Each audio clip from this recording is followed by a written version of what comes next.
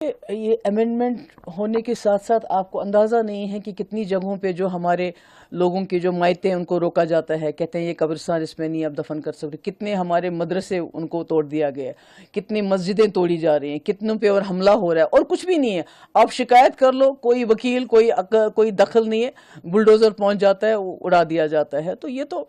میں کہتی ہوں کہ پرائم منسٹر صاحب کو اس میں انٹروین کرنا چاہیے۔ میں نے پہلے بھی کہا جو مسلمان ہیں انہوں نے اس ملک کو جوڑے رکھا ہے، جب کسی میں گانٹ ڈالتے مسلمان گانٹ ہے اس ملک کی، اگر یہ گانٹ کھل گئی تو مسلمان تو ختم ہو ہی جائیں گے مگر پورا ملک تتر بتر ہو جائے گا۔ تو یہ جو وقف ہے یہ کوئی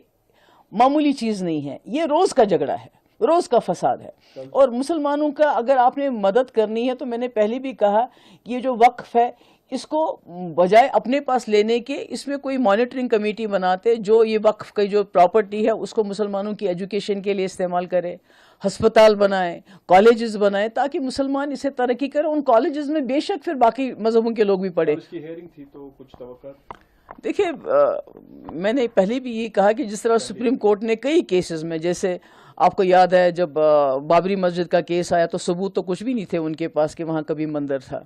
اسی طرح دوسرے افضل گورو کیس میں بھی اس وقت کے سپریم کورٹ ججز نے کہا کہ اس میں زیادہ نہیں تھا ثبوت وغیرہ، انہوں نے کہا to satisfy the collective conscience of the country, کہ یعنی عام لوگوں کے جذبات کو نظر میں رکھتے ہوئے ہم یہ فیصلہ دے رہے ہیں۔ تو آج میں امید کرتی ہوں کہ جو سپریم کورٹ کے جو لوگ ہیں، جو ججز ہیں، وہ مسلمانوں کے جذبات کو نظر میں رکھتے ہوئے، مسلمانوں کے حقوق کو، کانسٹیٹیوشن کو